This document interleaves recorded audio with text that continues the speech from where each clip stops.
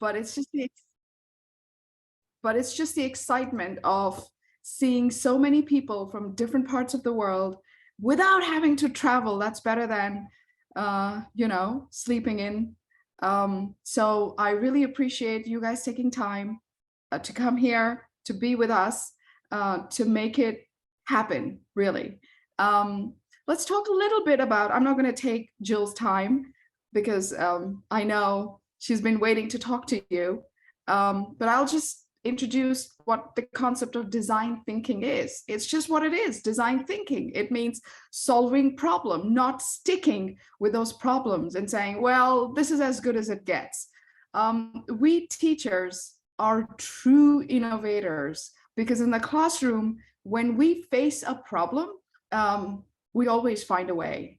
And the whole concept of design thinking education is to bring out those stories, because you must have heard this phrase, every teacher has a story, and that is true. Sometimes those stories get lost. Those experiments are never, appreciated, even by the teacher herself. She's like, nah, it's lame. For us, those little developments are not lame.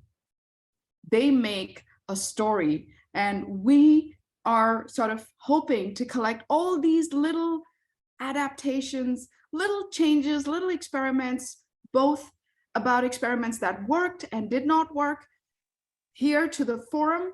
It's not about jargons, it's not about theories, it's about, I had a problem and I worked it out this way, maybe it works for others also. It's just a very simple concept, and that becomes a story. And that is, I think, the best I can explain about design thinking. It was not a term used in education until very recently. It comes from a service line. I feel like Jill wants to talk about it, so let me not go deeper into it. So without blurring it all out, I'm gonna sort of stop here. But thank you for being here today. Yes, thank you, Manisha. So we can start. Yes, so let's open our conference. Dear participants, we welcome you at the second virtual conference organized by KG Soul Association and Online World of Learning USA. So the topic of our conference is design thinking education, and we are really thankful to the coordinator of Online World of Learning, Manisha Kaur. So she and we are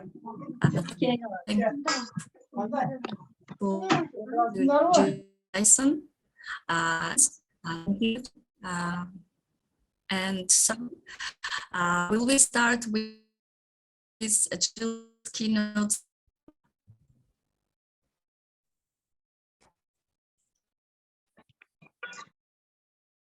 Can you hear me well?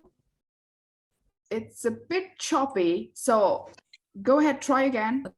Otherwise,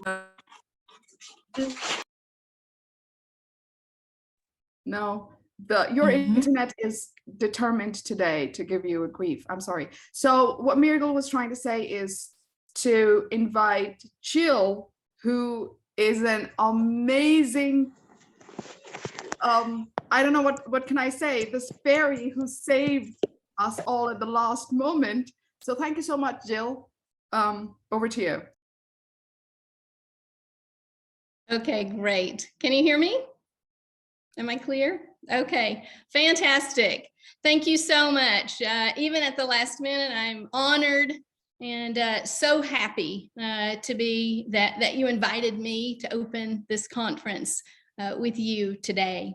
And yes, it's right, Manisha. I have a little bit to say about design thinking today. This theme of design thinking, it's ubiquitous these days, and I believe that its popularity has grown because of the ways that we've shifted our ways of doing things in almost every sector of life. So humans, we evolved from an outdoor nomadic lifestyle to an indoor and more agricultural and industrial living. And today, well, we're living largely online. We shop online, we bank online, we talk to our family and friends online, we plan our next vacation online, and we learn online. So as educators, we've experienced this shift towards technology, not only because it is by design an easy and accessible platform to search and learn, but also because of viral and other global events that pushed us into adapting our teaching online with hybrid and online classes and environments.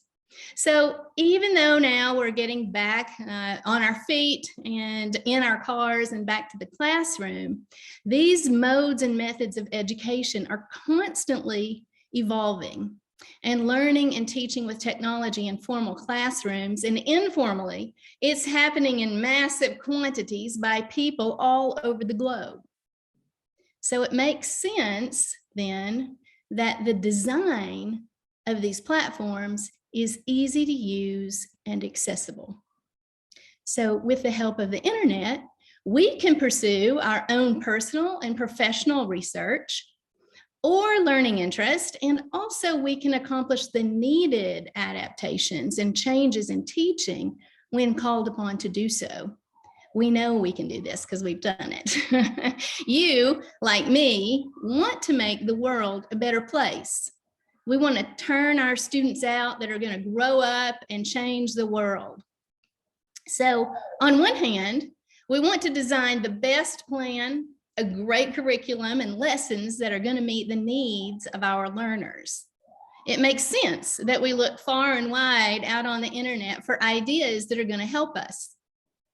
And on the other hand, we have this group or many groups of students in front of us in our classes every day. And these students are listening to our ideas and our methods 45 minutes to several hours every week.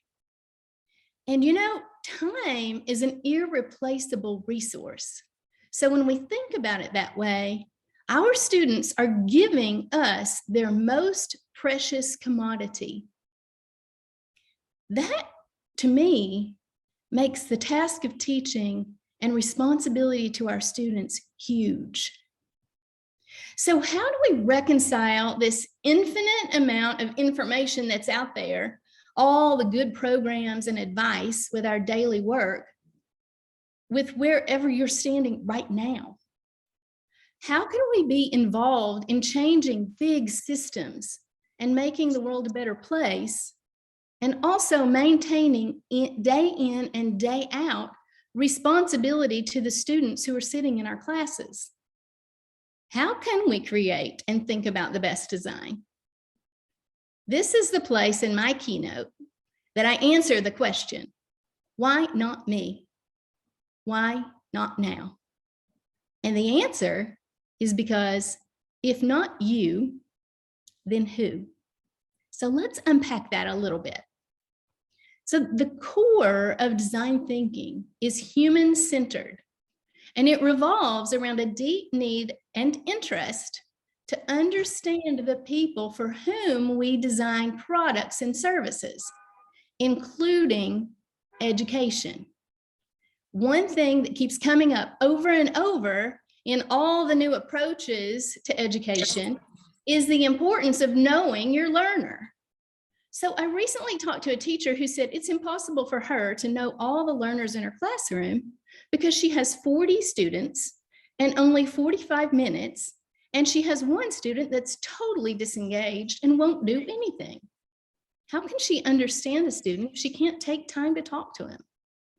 It's a teacher's dilemma, and it's a perennial problem, a rhetorical question that teachers ask all over the world. Maybe a good place to start with a group like that would be to ask them to write you a letter and describe themselves. They could write it, of course, in L1, and it wouldn't be a graded assignment, They would need to tell you what their interests are, the way they like to learn or they like to study, and some facts about their life outside of school and their family if they feel open enough to share that. Of course, if you have smaller classes, you can get this same information in other ways. Maybe instead of introducing our students to every new gadget or application as soon as it hits the market, or turning ancient methodologies upside down completely, running 100 miles an hour just to keep up with everything that new that we have access to, maybe we could come back to today, to the four walls of our classroom and to the community that we live in. Maybe instead of spending hours of planning time attempting to teach using every new approach under the sun, you come back home and you remember who you are. Most likely, you didn't come into teaching by accident. Everyone in this conference took steps to train ourselves. We got a university education, we have certified training, and our motivation, most of our motivation, is to make an impact on the world via the instrument of our students and our classrooms. Oh, don't forget, you have interests too. Some of you are yogis, others are musicians. Some of you love flowers or sports, and some of you are passionate about volunteerism.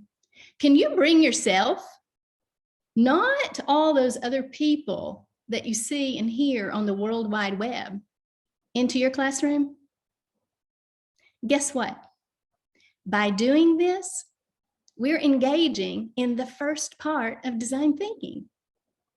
So design thinking is referred to in most design thinking flowcharts, like as the empathy stage. That's the first part. You can call it whatever you want to. You can call it empathy. You can call it assessing your needs or students, understanding the problem.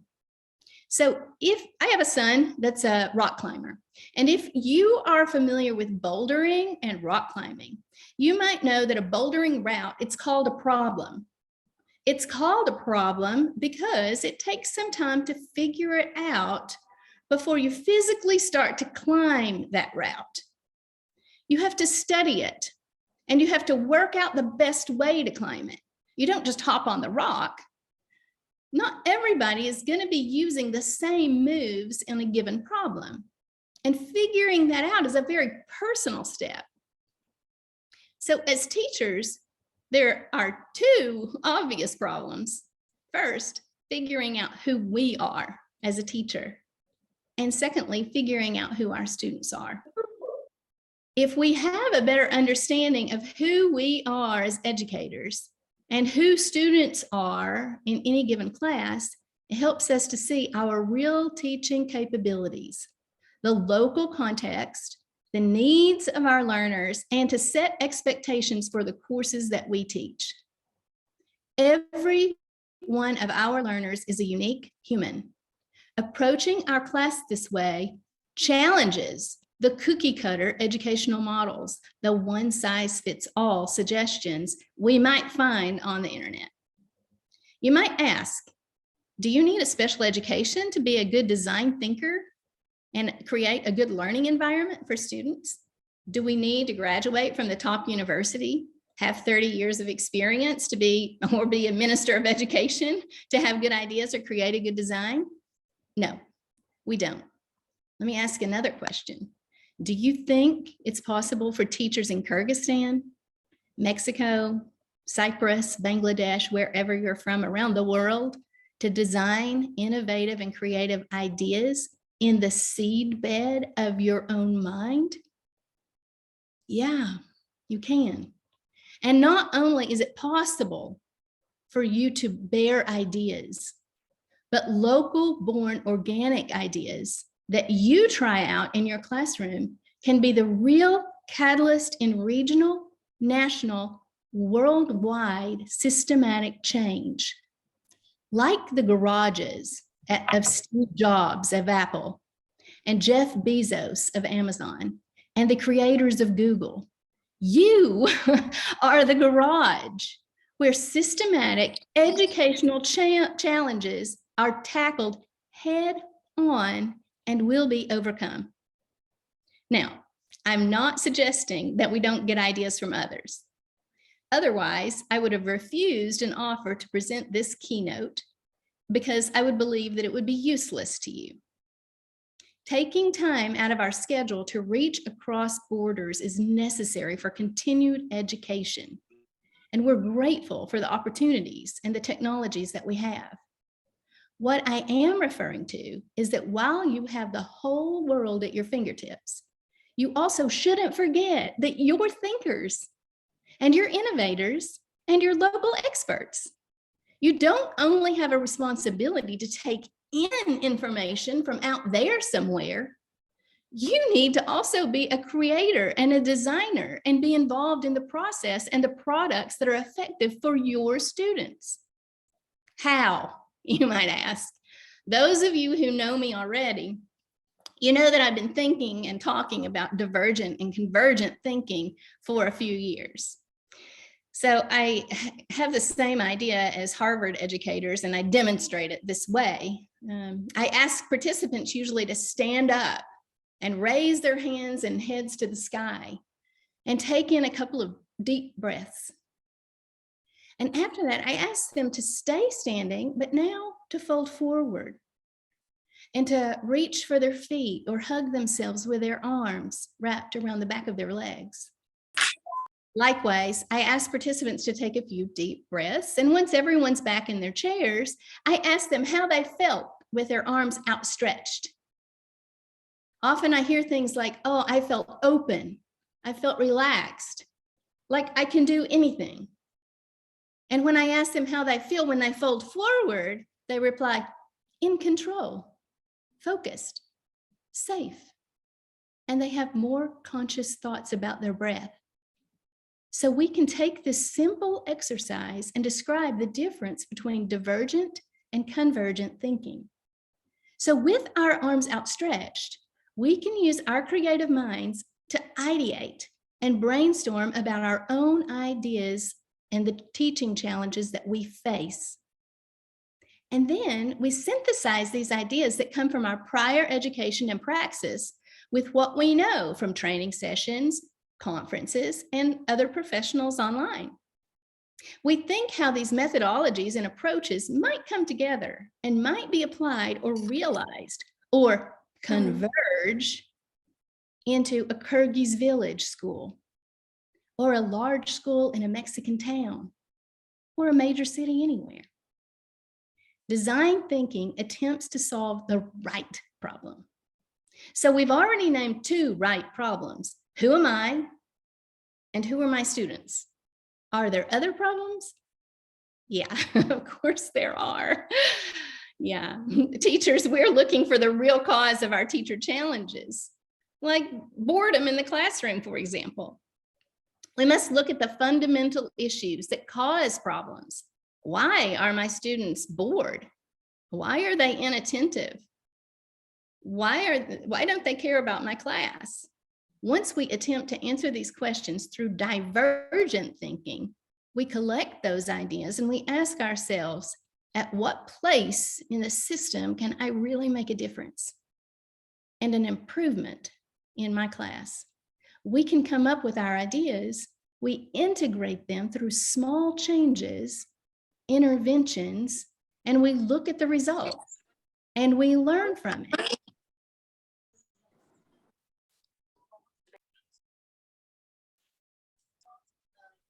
Jill, you are muted.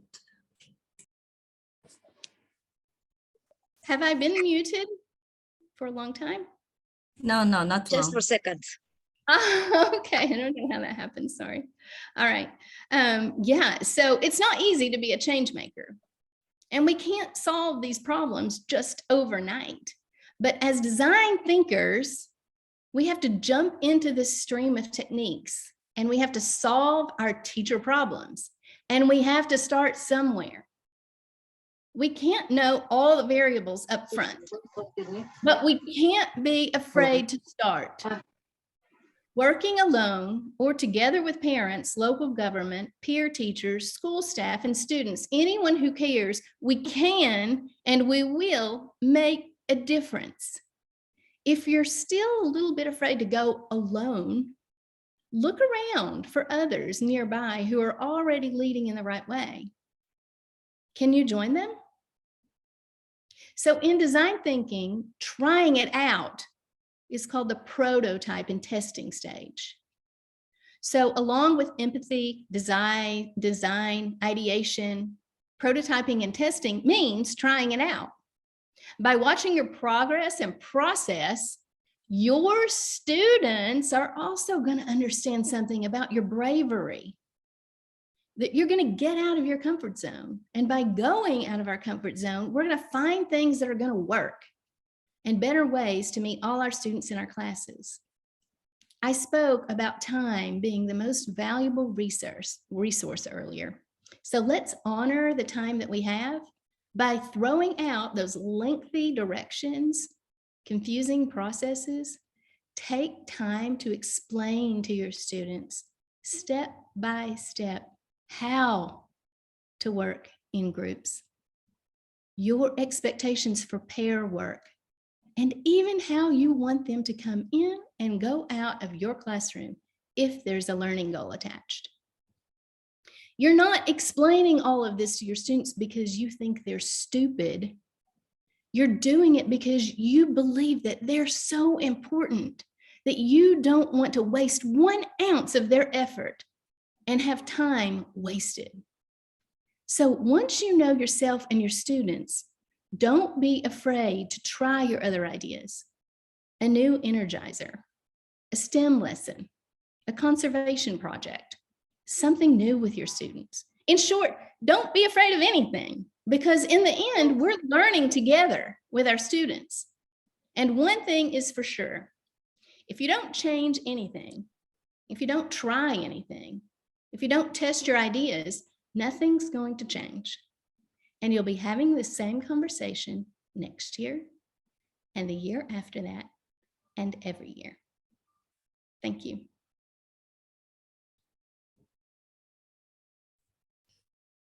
Thank you so much, dear Jill, for your awesome speech.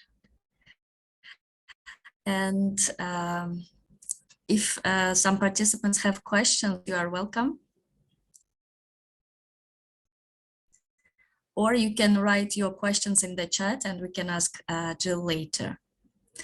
Well, so then let's move on. So the next speaker is from Uzbekistan, from Tashkent.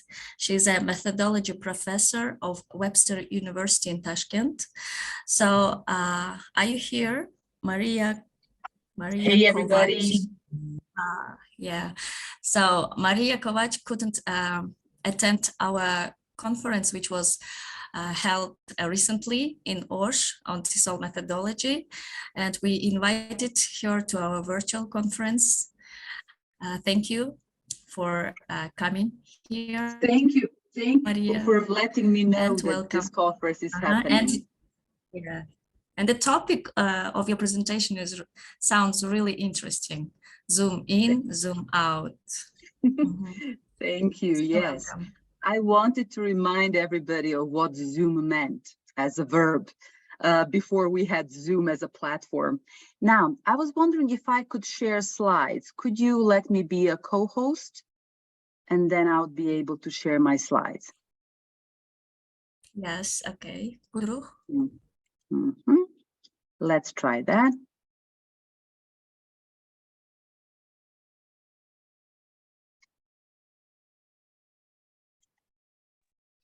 Can you check now? Yes, now it works. Thank you so much. Now, let me ask the same question.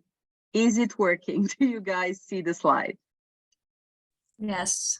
Yes, we're good. Okay. Great. So welcome, everybody. Let's get set and ready to think about the questions that we have about what's wrong in education, how can we fix it, and what's wrong from our perspective, what's wrong from students' perspective. So let's get into that. I would like to start by starting with the word think. So that's the first thing we're doing. Then we're talking a little bit about design thinking, our topic for today. We're moving to the problems that we have and that we want to deal with. And finally, we're talking about zooming in and zooming out on those problems and defining the problems in a right way, in a correct way. So that's the plan. Let's first think about thinking. So the young man here with the microphone means that I'm going to ask you for your opinion. We're going to click on this. I'm going to share it in the chat. So there's going to be a link in the chat asking you to tell me your ideas about thinking. So the first thing that comes to your head when I say thinking, you can type a couple of different associations. That's perfectly fine. And I'm going to share the screen so you can see what other people are saying about thinking. So let's see if you guys can join and if it works for you.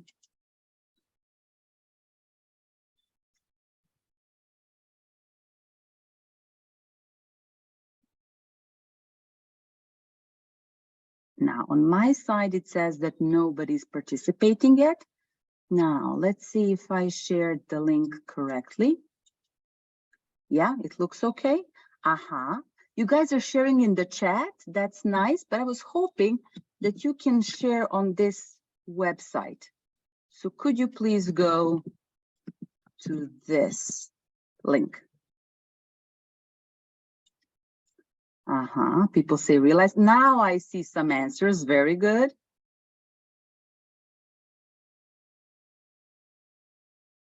I'm going to show you what it looks like. Yeah, it doesn't work for everybody. Sorry, Sherry. Let me.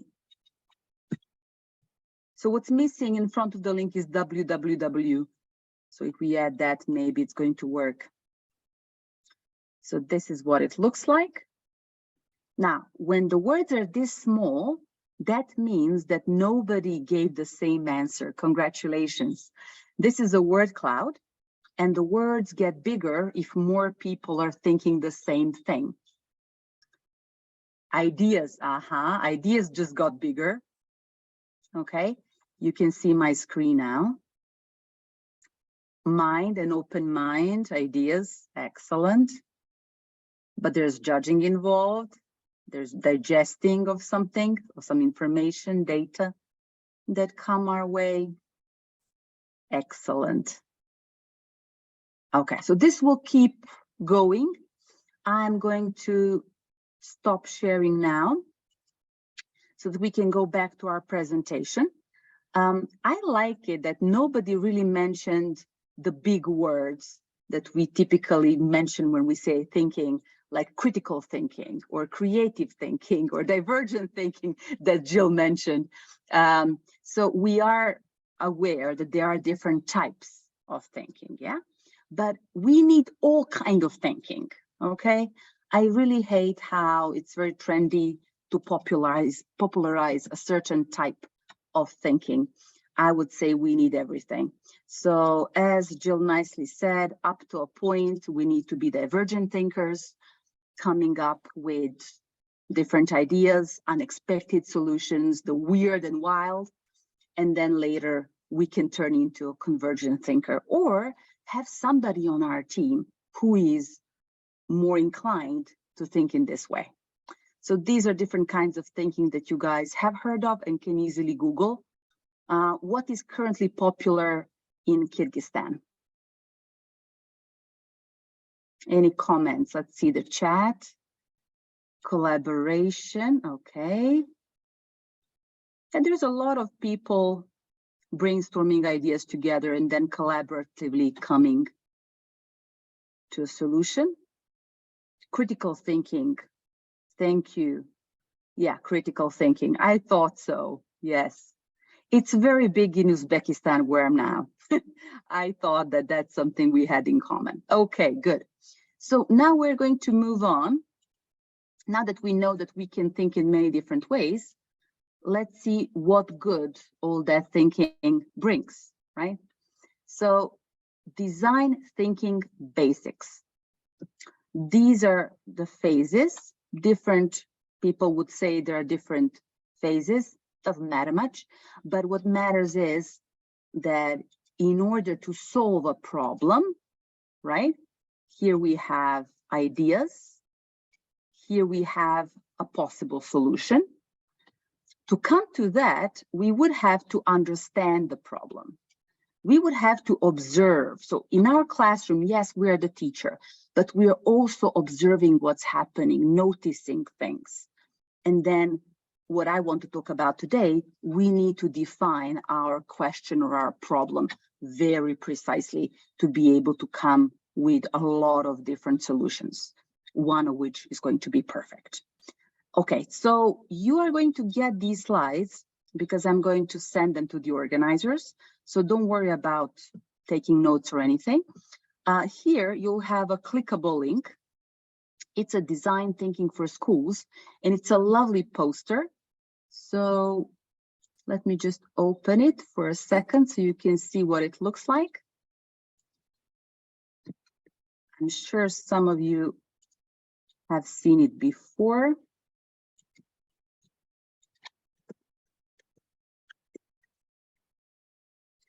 Maker's Empire, that's what they're called.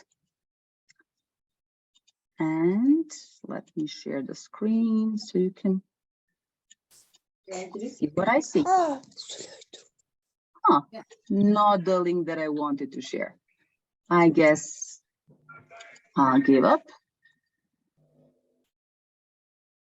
Didn't go to where I wanted it to go. Let's try again. I can send it to you in the chat. Maybe that would be faster. Here we go.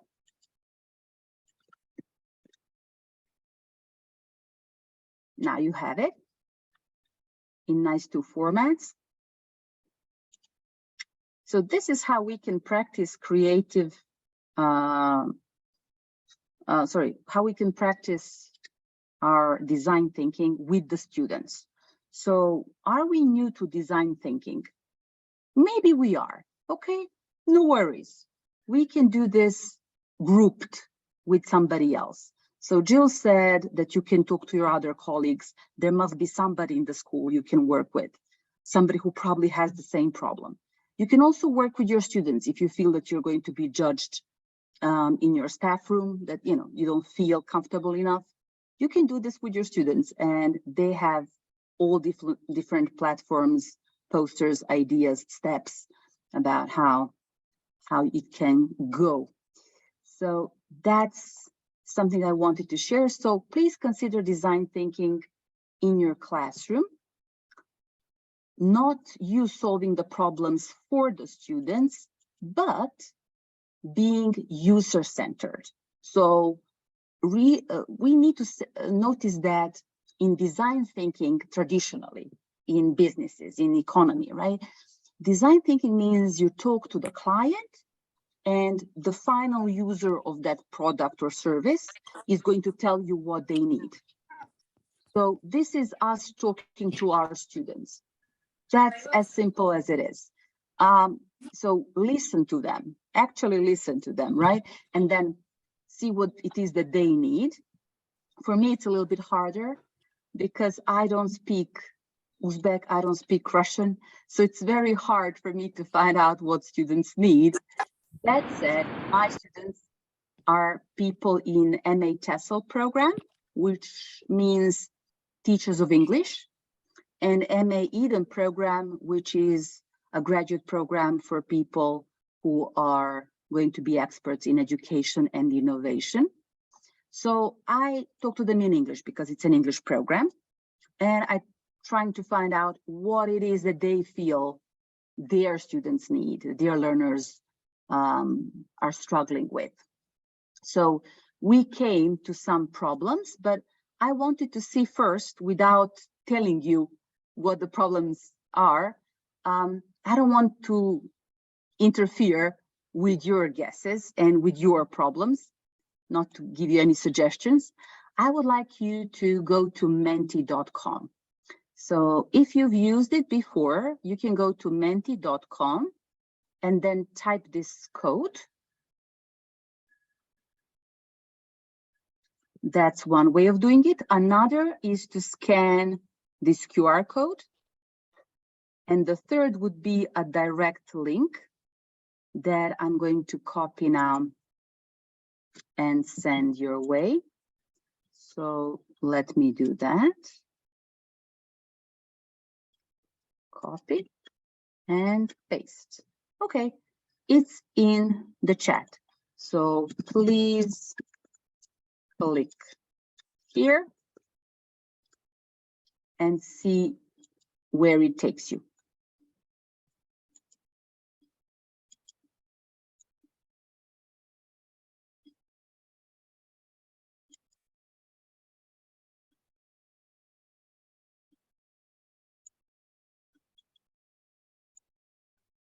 Okay.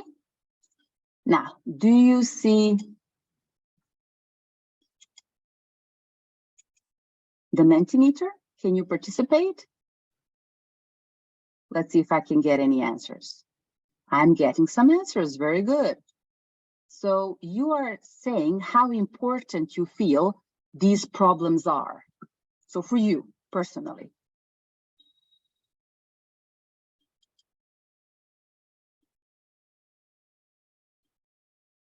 Now, this is how important it is. So from a little bit, that's 1, 2, 3, 4, right? To a 10. That's our scale. I'm going to give you a couple of minutes to think this through.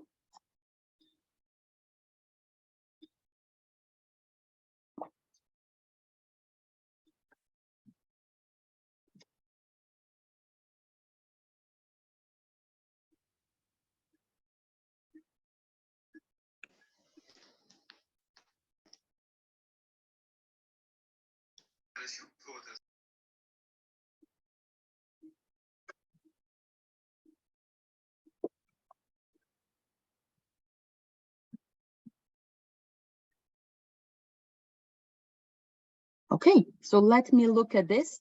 21 people participated, thank you. And the way things are, you feel that the most urgent problem that you have belongs to the category of motivation. Okay, the way things are here, right? And then second biggest would be methods and trends in teaching. So my students would go with what's popular, right? And what the old methods have taught us about what we can and what we still, what we use from the old methods and what still makes sense, but what doesn't. So there's that. And then the third would be access to education and better sources. So we're trying to provide equal opportunities to everybody and trying to make sure that our students have access. So how am I going to bring those books into our library, for example? Okay, so these are categories, if you will. Problems that people named for me are very specific, but these are the categories that I put them in terms of, hey, this is what worries them, right? The picture that I chose here shows you that I'm aware that we've got a lot of problems, right? But if you know, is anybody good at using this toy, Rubik's Cube? Is anybody good at playing with it? Yeah, kind of. Zeynep says kind of, okay. Anybody else? Mirgul is good, excellent. Okay, I honestly am not that good at it, but I was told that you need to do it color by color. Sanobar says she can do one color. That's good, that's a start, right?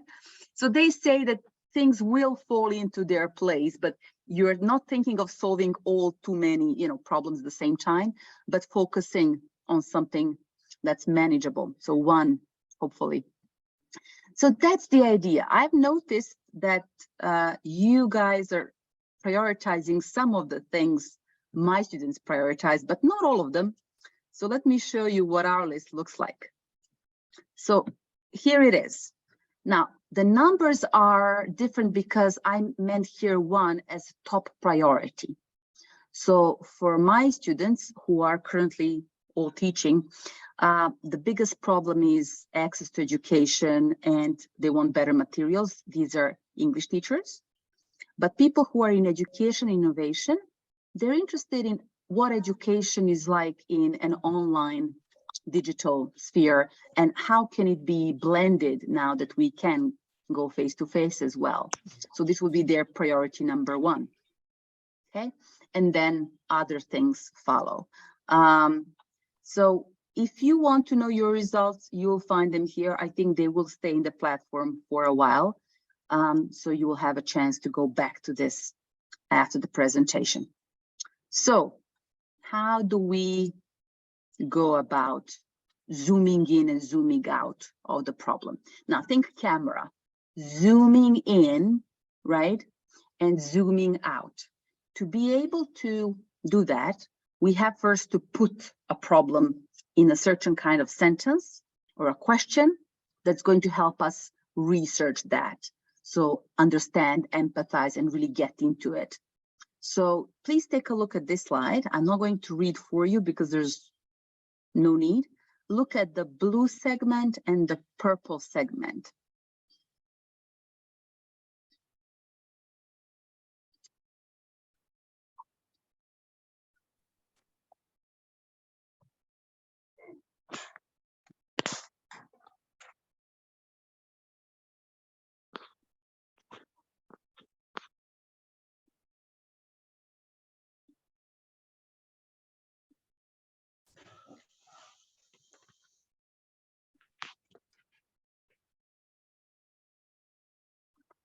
I would always suggest go from a viewpoint of a learner, but if you're working at an academic institution and you read a lot of research, you might as well start from the research.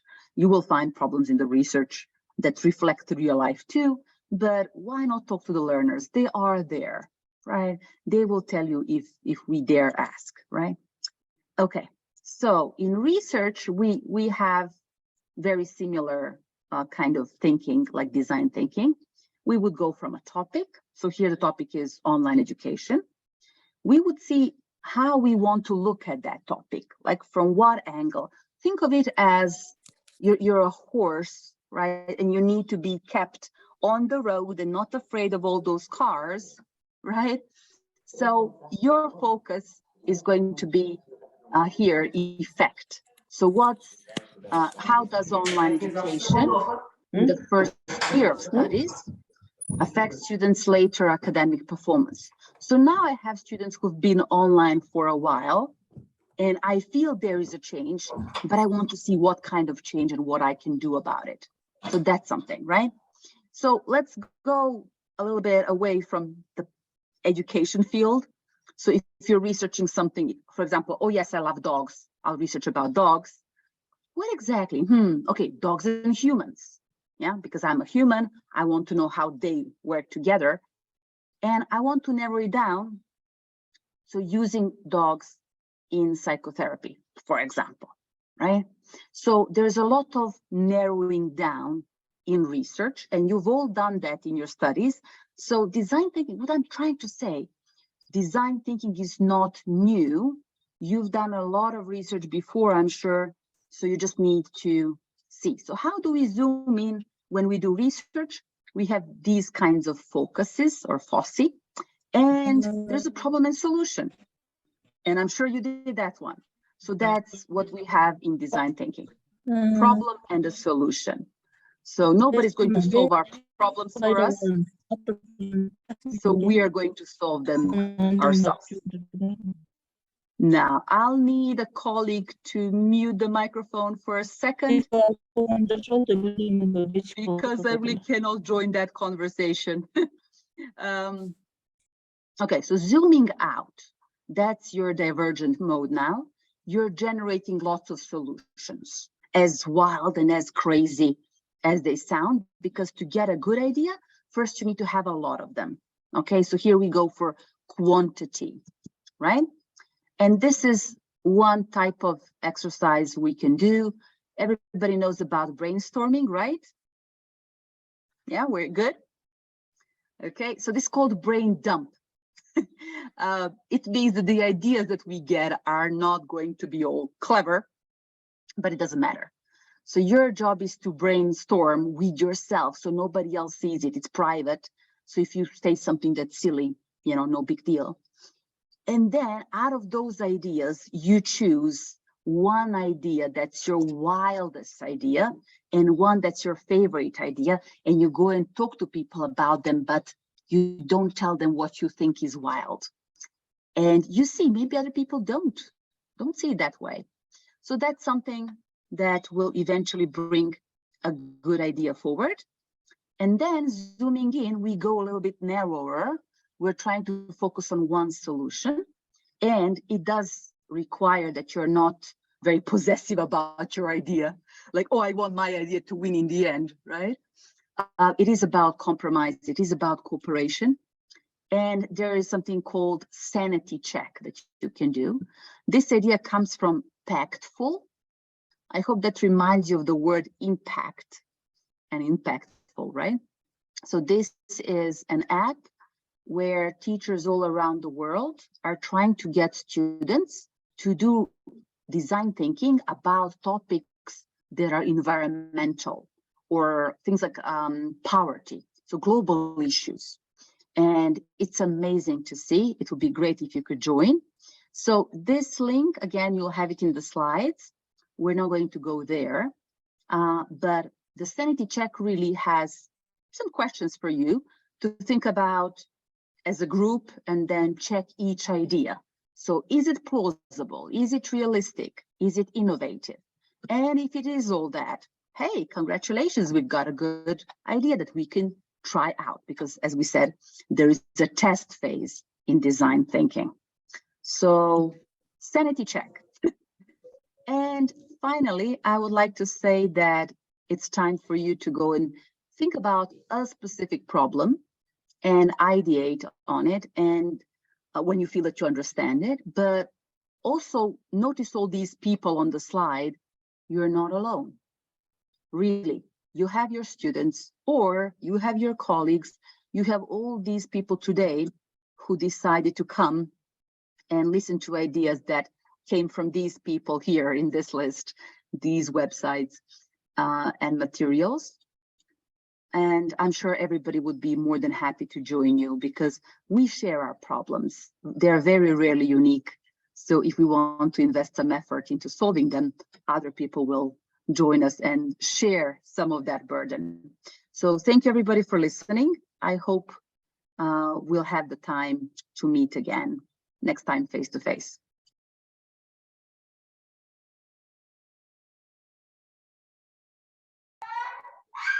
Thank you so much. Thank you, Tia Maria, so much. Very interesting presentation. And Manisha, will you introduce the next speaker, please? Yeah, I don't think he's here right now. So, Paolo, do you want to go? I hope I pronounce your name right.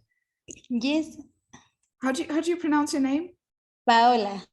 Paola. See, I messed it up. Sorry about that. I didn't do that on purpose. Paola, you want to go next? Yes. Thank you. Thank you so much. So we have Paola. I know she's a great presenter. I've been at her other presentations and it's all yours, Paola. Thank you so much. Thank you. Hello, everybody. I'm Paola, and it's a pleasure to be here with you and to have this opportunity to share this moment together, and obviously to learn.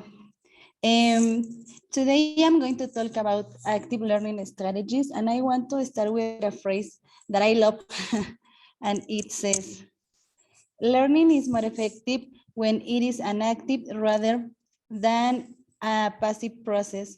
And I like it because we as teachers are part of a new generation and everything is changing. So our students need new context, new ideas, we need to innovate in our classes. That's why I decided to talk about active learning strategies.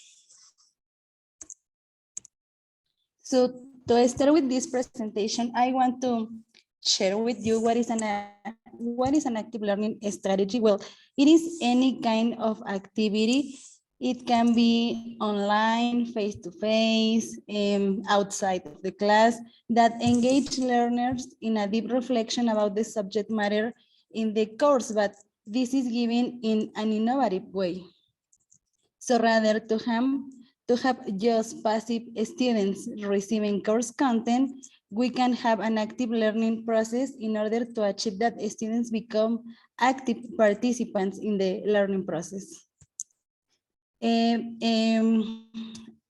So this can mean that students are clustered in small groups to discuss a course topic, reflecting individually at the end of each class about the learning they have and about the questions they still have, working by an application problem with a partner before presenting to the whole class, and obviously participating in class, group, or team discussion boards. It depends on the strategy you are using with your students, but most of the active learning strategies provide students the opportunity to share their ideas and to develop a collaborative work in order to give you a solution. Well, what is the impact of active learning strategies?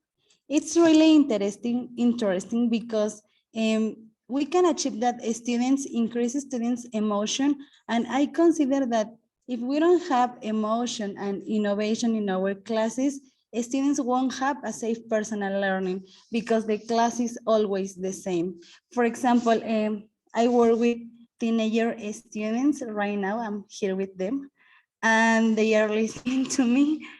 And with this pandemic, my students' emotions were affected.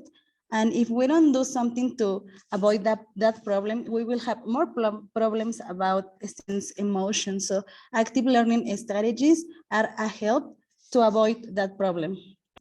Then we have interest about the topic or the activity they are doing. In my case, I don't like to work as always. I like to innovate, and my students know that I never do the same thing. And then we have self-efficacy, because we as teachers rely on our students and we rely in what they are able to do. So that is important. And as a result, we can have a significant learning process for the students. Well, there are some benefits for using active learning strategies. And the first one is develop collaborative skills. We know that collaboration is a pillar of most active learning approaches. By working together in breakout groups, students develop the ability they will need to collaborate in the workforce, but we need to teach them how to do it. Encourage risk-taking. We are conscious that students may initially resist to the move to an active learning process because it's easier to sit in a class and take notes until the talking is done. So active learning pulls students out of the comfort zone by creating an environment where the risk-taking is encouraged. As they get more comfortable sharing their ideas, defending their conscience, and building in each other's ideas, they will gain confidence and self-possession. Then we have requires students preparation. During the students' class, they were likely courses that didn't require much day-to-day effort beyond simply showing up to class. So students could be tired or disengaged, and we as teachers likely didn't notice. And now with many online classes, it's even easier to turn out. But on active learning classroom, no one is invisible. It's immediately evident when students haven't taken the time to prepare. So there is a greater motivation. Students increase engagement. So students who are actively learning are actively engaged, whether solving a problem, debating an issues, or researching a new concept, deeper understanding. And we need to encourage we as teachers won't probably lose students' attention if we are looking for new ideas to get the students thinking on and implementing new and innovative active learning activities. Then we have improved critical thinking, and active learning changed the focus of learning from passively assimilating information to being accountable for actively engaging with learning. When students share ideas, they learn to build stronger arguments and obviously. Then we have increased retention. And according to some experts, students remember about 10% of what they read, 20% of what they hear, and 90% of what they do. So active learning classrooms are well more active, and students are often applying their ideas, working on collaborative projects, or using approaches like design thinking or the quick process to improve their learning. Then we have Spark Creative Thinking, and active learners helps students to understand that activity goes beyond common learning. It develops with effort and hard work, with lots of practice. Students also see how both individual reflection and collaborative work can lead to better ideas and new solutions to problems. And finally, we have foster real problem solving. The ability to solve complex problems has been called as the most important skill needed for the future jobs.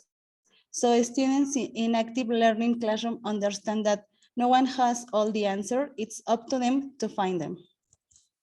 And there are here some examples of active learning strategies that you can use in your class.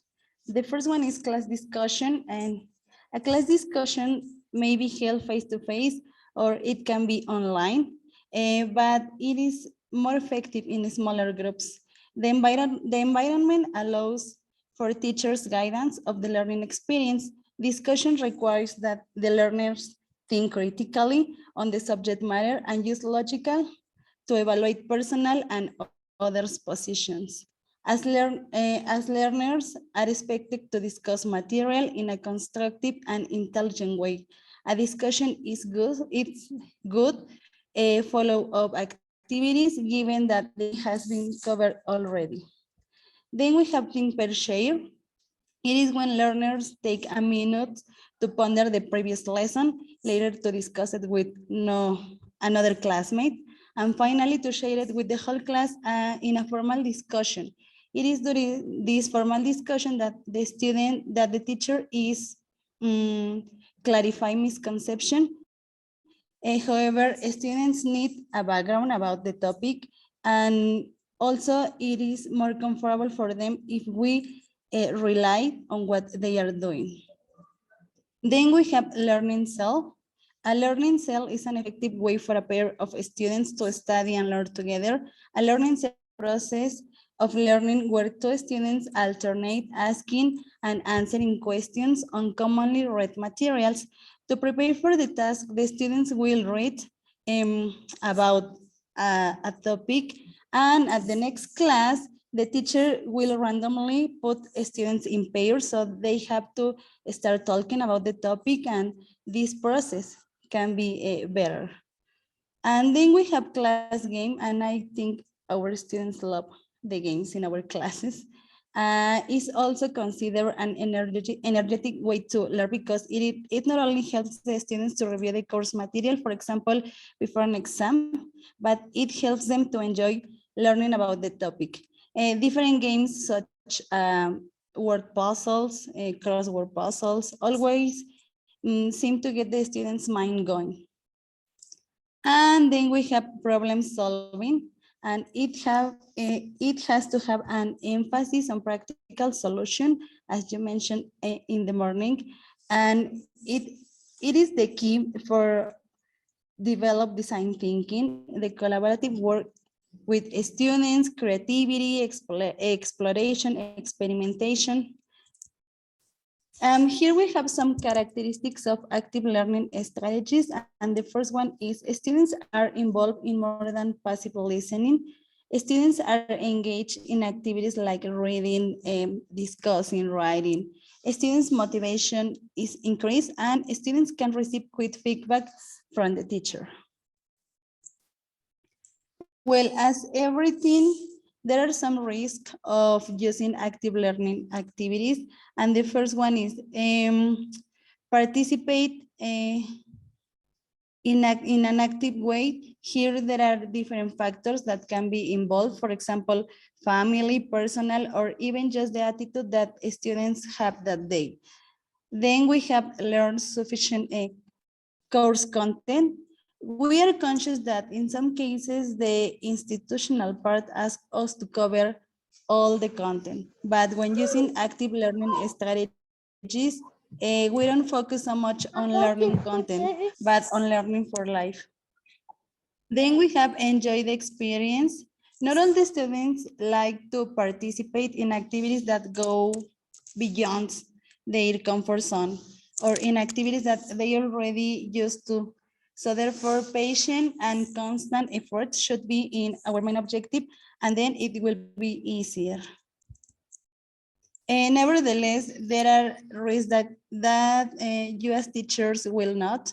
Feeling control of the class, it is going to depend on the active learning strategy we are using, the objective, and also the students' motivation and also teachers' motivation. That is important too. Then we have feel self-confident. I think it is super common because we have experienced that sometimes we plan the best active learning strategy and it doesn't work. So in my case, it's really difficult to assimilate, but I think it's a good challenge to keep getting to know our students and to try new strategies according to the students' interests. And then we have possess the needed skills. And I consider that all of us have enough skills to practice these activities. We just need to look for the best according to the characteristics of the class and according to the objective. Even we can adapt it and to create new ones that fulfills our objective.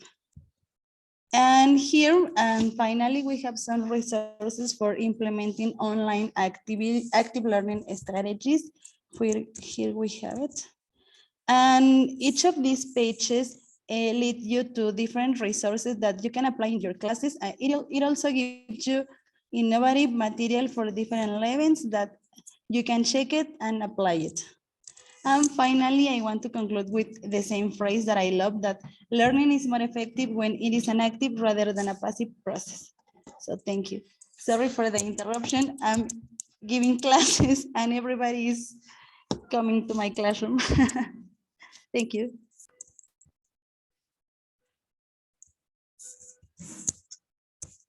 Wow. Thank you. You're multitasking. That's awesome.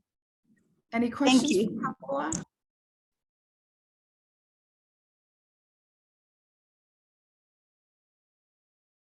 There is a lot of noise here because there is gonna be a desfile like here in Mexico.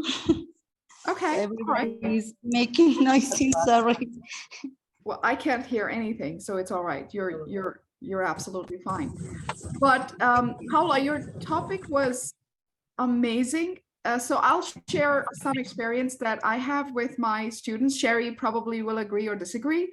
We teach international students, and when they come to the United States, they are so surprised that a teacher asked me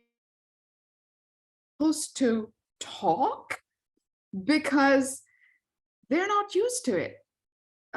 Learning is not active everywhere. I think this presentation is very important because we need to change our old ways and ditch the lecture approach. That's when students are least motivated. Sherry, you want to say something? Yep, I just wanted to affirm that I heard from a student in his country, the way they studied pronunciation was by answering multiple choice questions on a paper test, they never had to speak in class. It was a pronunciation class in which they didn't have to speak. And it made me so sad. So I'm trying to help them catch up. Awesome. Yeah, and we do this, you know, all the teachers, we do this all the time. And that's why we are innovators. What we have up next is really something I have been struggling with, you know, trying to find a balance between what I must do as per the learning goals that the department has assigned to me versus, you know, what I should do because I have students in front of me who have these varied problems, you know. And the topic of teacher agency, it's not a new topic, but it's extremely important. You cannot design think if you don't feel the freedom to design think. And that's where Professor Hassan, he's a great writer. He is an educator. He's been a principal. He's a leader. He's done a lot of such encouragement. He's done a lot of work in terms of encouraging his teachers at his school to think differently, to implement those changes in their classrooms. Dr. Hassan, over to you. Yeah, thank you so much. Am I audible to each and everyone? Okay, thank you so much. I am really, really honored and very delighted to be present here, though I was a bit late. And in fact, you know, this is the time in our country, a bit busy time. And this is the only day when we need to pass few moments with the family and some other social works. And that's why I was a bit late. So please, I must apologize. So never mind for me. And the way Manisha Kaur, she's the scholar, and the way she thinks herself and for the others, she also thinks the same to the others. I am not that much the way she explained regarding my attributes and others, but very, very thankful to the last speaker, Paula. The way she presented, that was so the fundamentals for the teachings and learning. So today, I will not speak more, but before going to my delivery, I like to share, I will take few seconds to share my screen so that everyone at a glance can know if I cannot finish within my short time. So just a few seconds, just I like to take.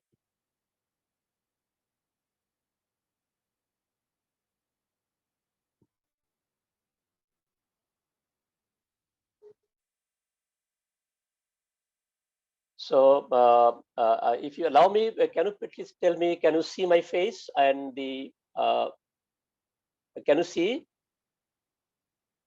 Hello? Yeah, we can. Yes, we We can. can see.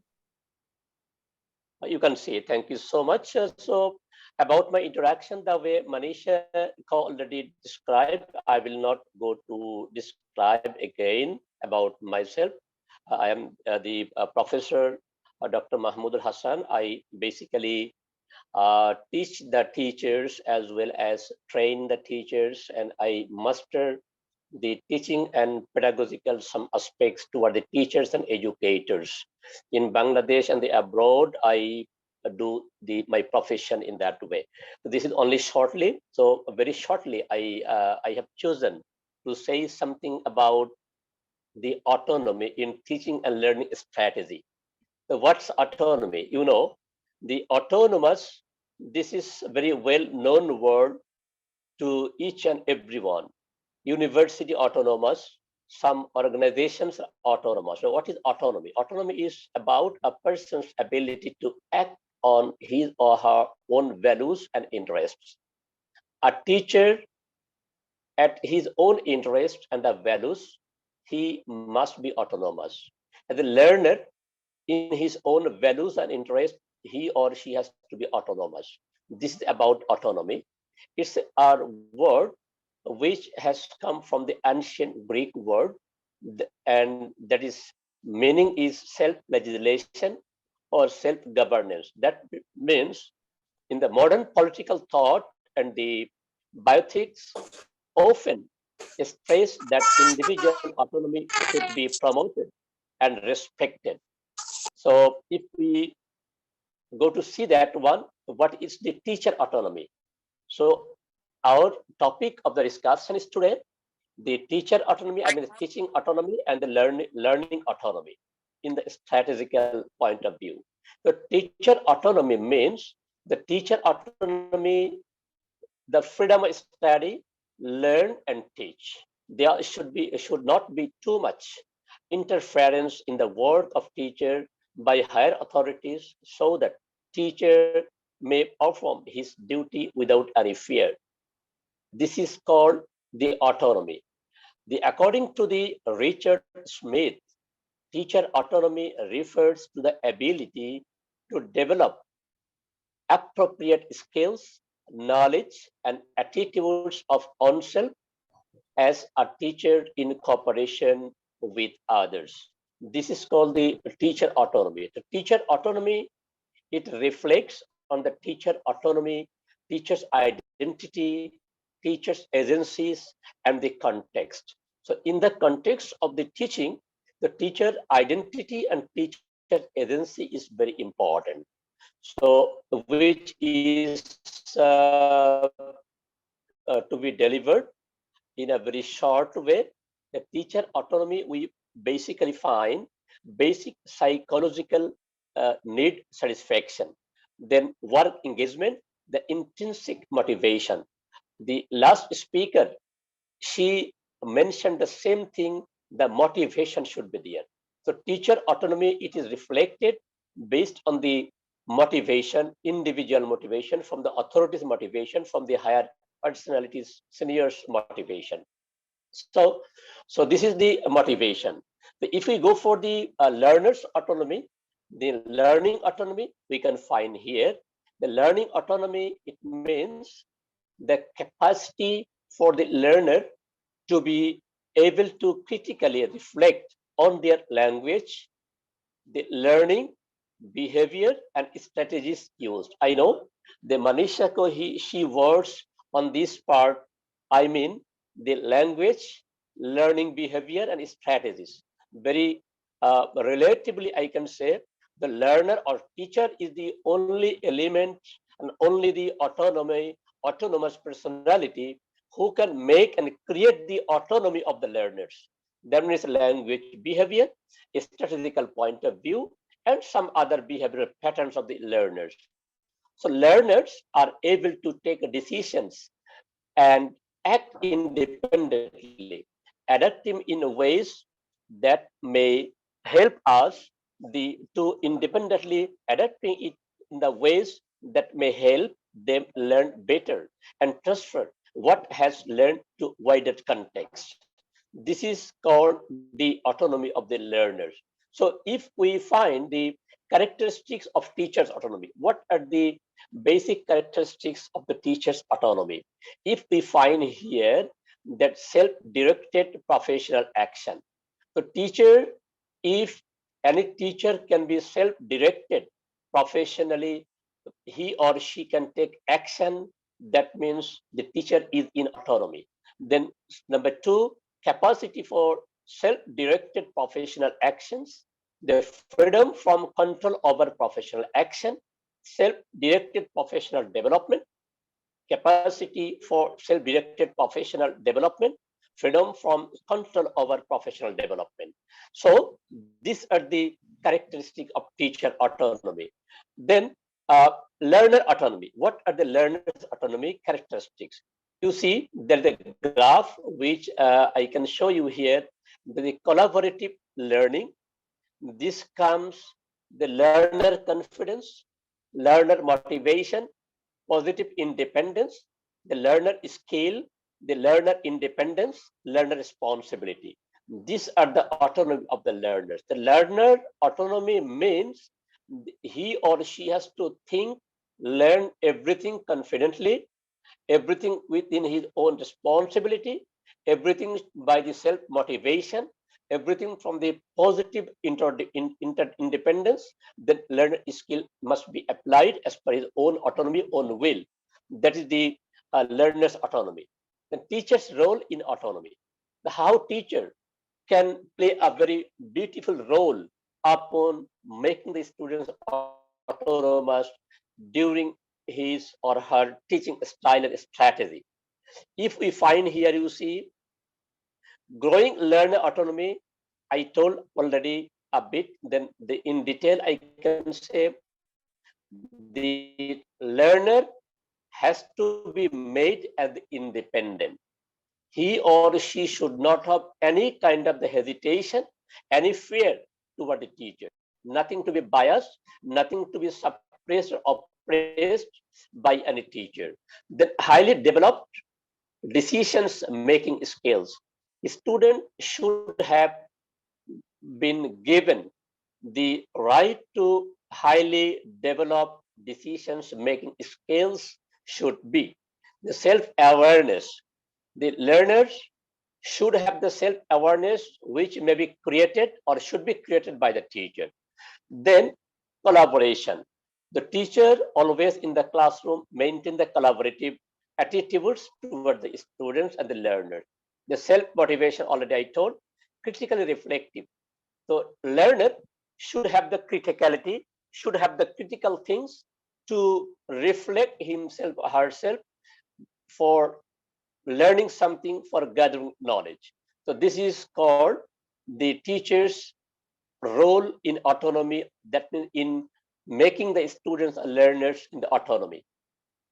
Then what is not teacher autonomy? We know teacher's autonomy means, it doesn't mean teacher should be dictator. Teacher should do whatever he like. It doesn't mean so at the autonomy. Autonomy is a positively we should. Earlier, before the even 15 years back also, we had the concept autonomy. This term is basically used for the political views. No, so teaching and learning autonomy, it has started from 2000. 2000 it has started about the teacher autonomy. Earlier it was that was manipulated with some other the wrong concepts regarding the autonomy of the teachers. But nowadays that concept should be removed and we should be for that one. So which one is teacher, not teacher autonomy? Which one is not meant by the teacher autonomy? First one is teacher autonomy is not an independence or isolation. Teacher autonomy cannot be explained as an exclusive psychological, technical, and political issues. Teacher autonomy is not the static entity that some people possesses and other doesn't. The teacher autonomy cannot be interpreted as additional responsibilities given to the teacher. Teacher autonomy doesn't refer to an absolute state of freedom constraint. So this is not actually the teacher autonomy. So why teacher autonomy is important? Now we should think why teacher's autonomy is very important.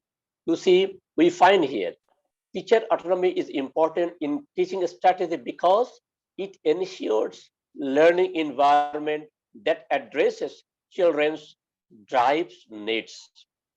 The personal and professional improvement is occurred because of teacher's autonomy. Then an autonomous teacher feels personal responsibility, attends a workshop, and come up with new classroom ideas. So if teacher autonomy is there, the teacher autonomy refers to the ability to develop appropriate skills, knowledge, and attitude for oneself as a teacher in cooperation with the others. So this is called the teacher autonomy, and that is why it is needed for teacher autonomy. Then freedom to innovate, to devise appropriate methods of communication and activities relevant to the need of capabilities of the concerns of the community.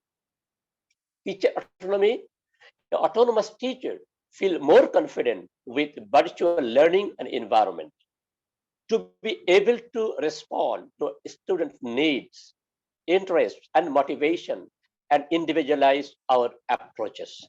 These are the benefits, and that is why it is important so much to make the teachers autonomy. Then the forms of the teacher autonomy. How can we think that is teacher autonomy this is? There are three forms of the teacher autonomy. First one is general professional autonomy. Second one is the collegial professional autonomy. And third one is individual autonomy. The two later forms of autonomy relate to professional practices. You understand the collegial professional autonomy and individual autonomy, it always reflects to the professional practices. So if personally, individually, a teacher is autonomous, if institutionally the teacher is autonomous, then generally overall professionalism must be autonomous and must be reflected in the autonomous body. So forms of teacher autonomy we find: general professional autonomy, collegial professional autonomy, individual autonomy. How? You see, if we find here, the general professional autonomy refers to the surround of professional tasks based on the permission to organize the forms of teachers' tasks. Policy makers and other authorities decide. Then a collegial professional autonomy improves at the cost of professional workers. Loss of general professional autonomy involving the concept of managerial autonomy, collective freedom of teachers to take decisions and practices. Individual autonomy, individuals' chance to take decisions. Relative professional control of where and when it is required. The self-evaluations and assessment, it is also required. So if we find here, then teachers' initiative in pedagogic success in own autonomy. What are the initiatives teachers should take to establish the autonomy for the pedagogical success? Number one, we find here, teachers should read a lot to be familiar with current subjects. Teacher should be able to observe himself. That the initiatives to be taken by the teacher. They should cooperate with others. It's really necessary to be open in criticism. The teacher should make notes at the end of the lessons and evaluate. Very important, very important. Teacher should make always notes at the end of the lessons and evaluate them. Then feedback by the students may be given to the teacher. So teacher's work is to take the feedbacks. How is he performing? How was the lesson? How was the delivery? How was the language? What are the behavioral patterns? What are reactions? That feedbacks should be taken from the students. The teacher's initiative should be taken like this way. So then teachers, how the teacher can play a role in promoting own autonomy. How that teacher can play a role in promoting own autonomy. They should be given the opportunity to develop his own autonomy. Teachers should observe each other to give the feedbacks, peer observation, colleague observations. The fellow colleagues observation is very required. A very careful lesson plan is required. Then one should be aware of his good and bad points of qualities. So you see, next it comes the challenges for teacher autonomy. There are some challenges you see in any schools, colleges, universities.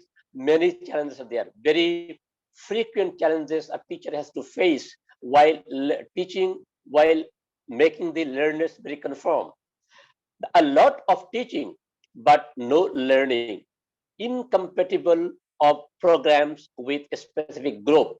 More classroom management problems. High teacher turnovers. Recruitment of less qualified teachers. The lack of academic excellence, and reliability. These are the challenges teacher is facing every day, every time. The limited space within the curriculum, learners' lack of previous experience of autonomous learning, lack of incentive among learners, learners' reliance on the teacher, limited learner contact with English outside the classroom. Very important. The teachers, they may not have the fluency, the language, explicit behavior, they may not have. That is the great challenge for the teachers. The learners focus on passing the tests. So learners focus on passing the tests. This is another challenge for the teachers in applying the autonomy in the classroom. So probably I am turning short the time. So within very short time, I will complete my the lecture. And am I audible to each and everyone? For a long time, I could not have interaction with you. My colleagues, can you hear me? Yes, Yes. Okay, thank you so much. Thank you so much. I will take very few minutes now. I have finished my lectures, and I think you can really turn to your leisure time. So these are the challenges every teacher needs to establish the autonomy in the classroom. So that should be solved and resolved by the association of the teachers, assistant of the authorities, assistant of the students. Then success grade, you just see teacher autonomy, how it succeeds. School policy, then corruption curve, then honesty point. You understand how the teacher autonomy succeeds. If corruption is there is curve, honesty point. This should be very strongly, and the middle point is straightforward. Then definitely success must come. Then I almost finished. You are lastly the Viktor Frankl uh, quotation is there. I have collected this one. That is, man does not simply exist, but always decide what his existence in the next, what his existence will be, what he will become the next moment. By the same token, every human being has the freedom to change any at any intent. The Viktor Frankl said. The another quotation is there. We find if we teach today as we taught yesterday, we rob our children of tomorrow. Very important topic is there. If we teach today as we taught yesterday, we rob our children of tomorrow. That means every time teacher should create something newly, autonomous manners should be established, and teachers should be independent and confident to share everything. So thank you so much. The authority of this today's program and the coordinator of the today's program, I believe I tried to make you understand what is autonomy for the teachers and what is autonomy for the learners. In a word, I like to say that teachers' autonomy and learners' autonomy both together, it should be reflected in the classroom. The teacher independently and confidently can say everything to the student, and in the same way, learners can ask them and practice their studies and the questions toward the teachers without any hesitation, without any kind of the problem, without any kind of fear. Earlier, we had seen that the teachers are so rough and tough in the classroom. The learners used to be very afraid to ask the question. So that days are over. Those days are over. Now time comes. Teachers should be autonomous. Learners should be autonomous. The classroom should be well, joyful, and interactive session, collaborative session. So thank you so much. Let us establish teacher autonomy and learner autonomy in the classroom of every institution, from the schools to the university. Thank you, all of you. Thank you again. I feel delighted to deliver my speech, and I am so sorry that if I give you any hurt by taking the patience hearing regarding my board some lectures. So thank you so much. Thank you. Okay, thank you, Dr. Mahmudul Hassan. It was very interesting to listen to your presentation. And we have a question here from Any Gulnara question, Silva. please? Yes. How do you change minds of teachers who don't want to change at all in terms of teaching using student-centered methodology or approach, who don't want to write lesson plans? So, Gulnara, Eja, is it the question to the last speaker or to all the speakers? No, Will last you please? speaker, because hello. He was talking about teacher, yes, teacher development. Yes, as I understood from his presentation. That's why Okay, I was asking about it. okay. Okay. Thank you so much. A very important question which is given to me. This is that nowadays the very relative questions in ensuring the good quality teaching and the learning. So think is that lesson plan, definitely. The lesson plan, this should be made by the teachers for the very easy and understandable lecture to the students. The lesson plan should not be formatted by the authority, by the head of the institution. The teacher should have the autonomy, should have the independence. There should be no interference given by the head of the institution or any coordinator of the teachers. Rather, teacher topic will be given and teacher will prepare the lesson plan for his own comprehension, own delivery, very good delivery, and learners will have the option to ask the question to the teacher very confidently, so that based on the lesson topic lesson, delivery will be given and teacher can change the lesson plans or whatever he or she made in the lesson plan based on the learner's question, based on the learner's query. So it is always changeable. Nothing should be strictly followed as per the lesson plan. Thank you so much. Probably I could make it clear.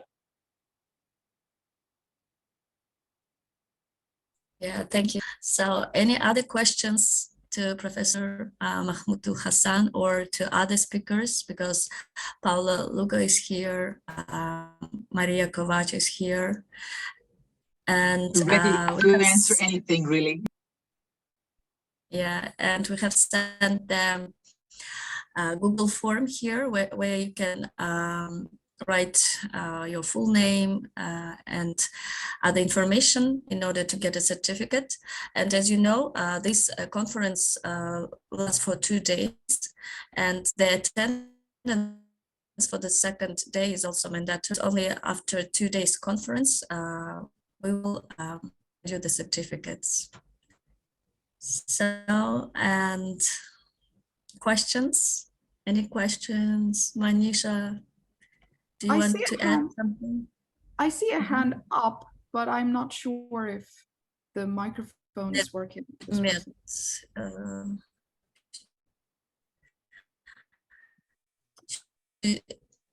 She has just joined, yes?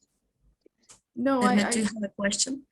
So for today we have three.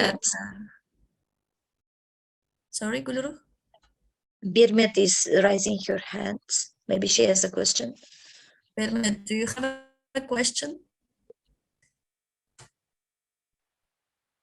So today She couldn't we connect her had audio, but maybe she could type. Yes.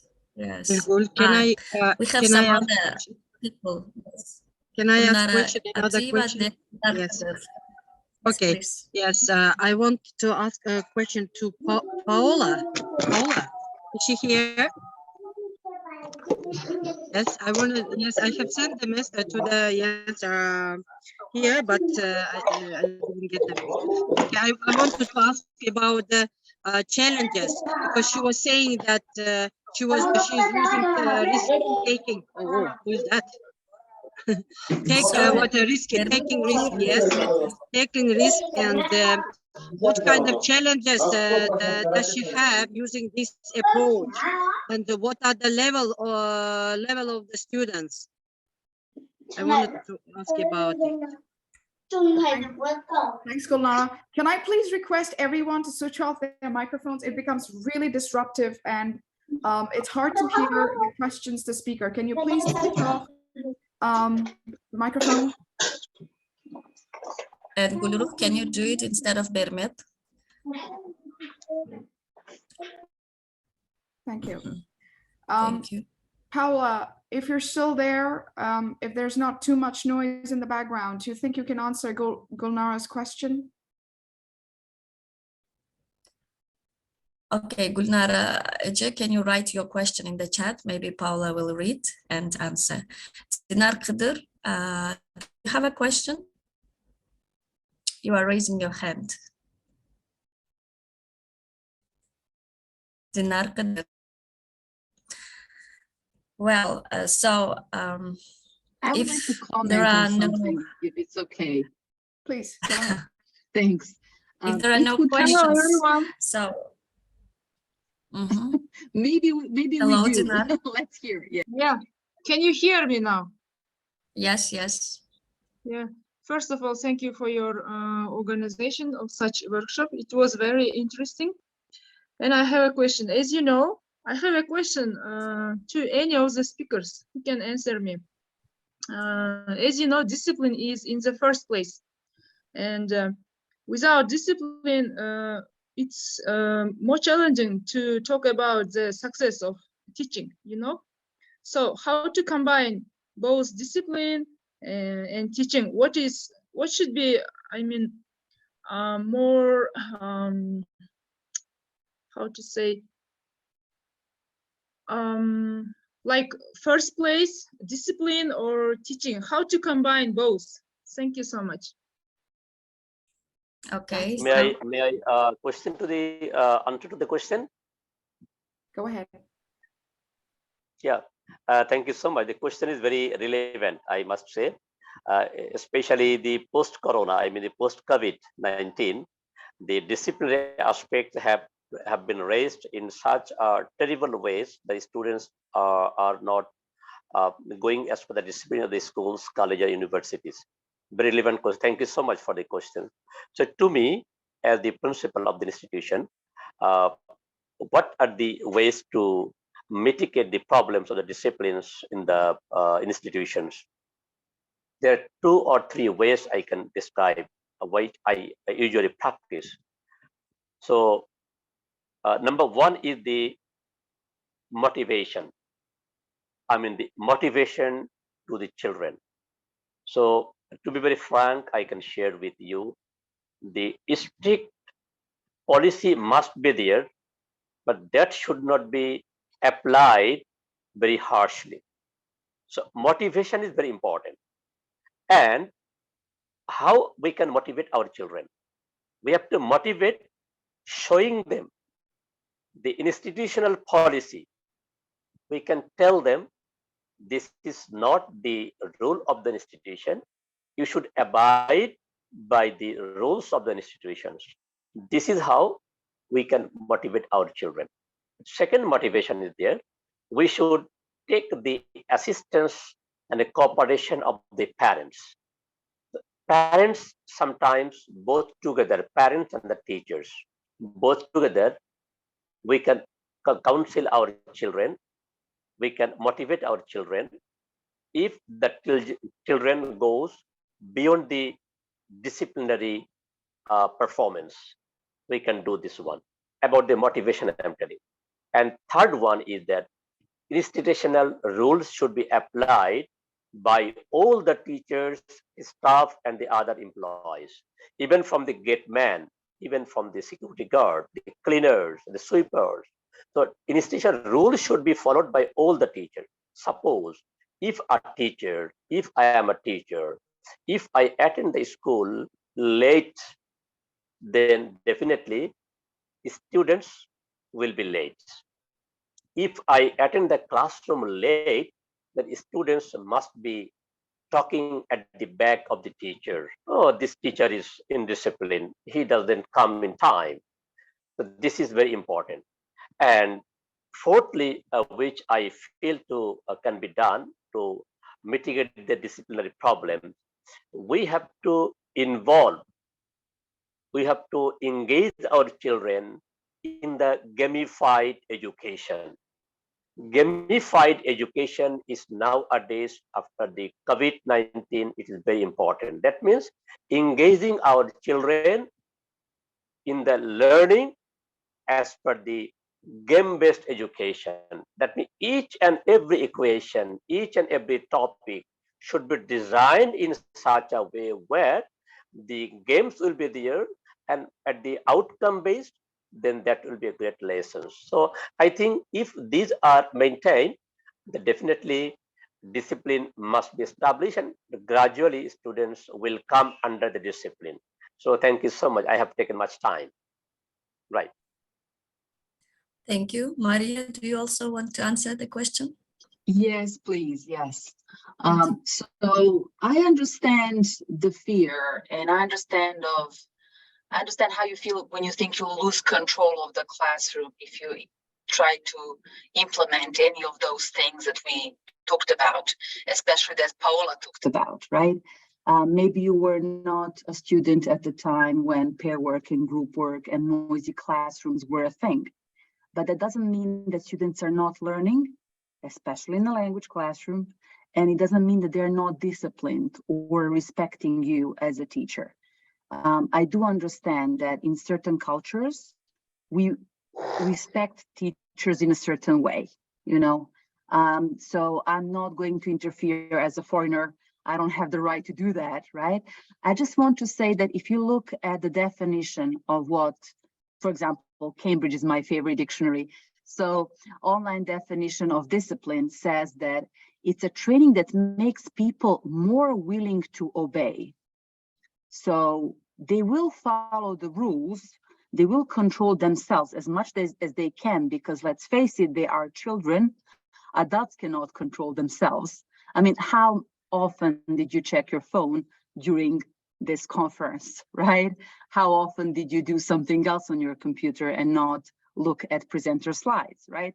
So it's very hard for us to control ourselves, but we are controlling ourselves when we are motivated to hear, to see what the other person is saying, right? To participate. So Dr. Mahmoudul Hassan just mentioned engagement, and I really believe in that. That said, every rule in the school that you must follow, you'll follow as much as your students, because they know they have to be there. They know that they're there for their diploma. But I want you to know that you're working with people and not with students. And if you can make that mind switch, it would be great. So it's a start. Now, I know that as a young teacher, you very often don't get the level of respect you think you deserve, but it comes from building a rapport with students, and that takes time.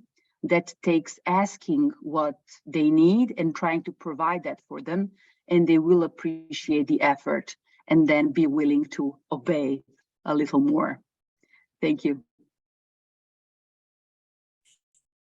Yeah, thank you, Maria. So here there is another question from Aizat. This is the same one. I'm a young teacher of ESL. I'm facing some discipline problems in my class. Could you please give me any tips on this issue? So I think the speakers answered this question, or do you want to add anything? No. Well, so it's already time to finish our conference, the first day of our conference. We would like to thank today's presenters for their amazing sessions. Thank you, Maria Kovac, Paola Lugo, and Dr. Hassan, and our keynote speaker, Jill Tyson. So tomorrow we will have even more interesting sessions. That is why we invite you to tomorrow's sessions as well. And thank you, dear participants, for your active participation, for your time. And we appreciate your support, and see you tomorrow. Manisha, do you want to add something? I I just want to say thank you. It was fun. Asking questions at these conferences, small or big, are very important. That's a way of learning. You know, sometimes it's just like being in a classroom. There are students who have a desperate question, but then they're so, you know, shy. So you're not asking the question for yourself, but probably for others also who are not strong enough to raise their voice and open their microphone. So thank you so much for your active participation. As we've been talking, it is very important. It applies to teachers as well, not just to our students. I will be looking forward to seeing you all tomorrow. Looking forward to a great session again. Thank you. I appreciate your time and your attention. Other than the organizers, I believe we can say goodbye until we meet again tomorrow. Yeah, thank you.